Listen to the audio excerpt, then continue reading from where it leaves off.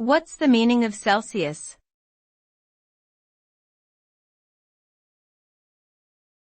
Celsius.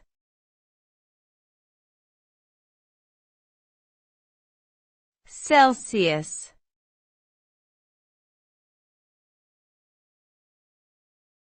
Celsius.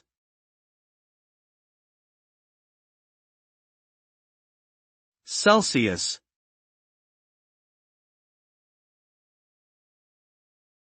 Celsius is a temperature scale that was developed in 1742 by the Swedish astronomer Anders Celsius. It is named after him and is sometimes referred to as the centigrade scale.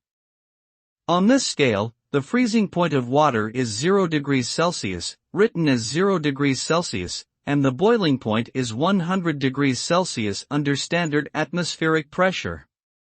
Celsius is widely used in scientific and everyday applications around the world, especially in countries that have adopted the International System of Units, the SI.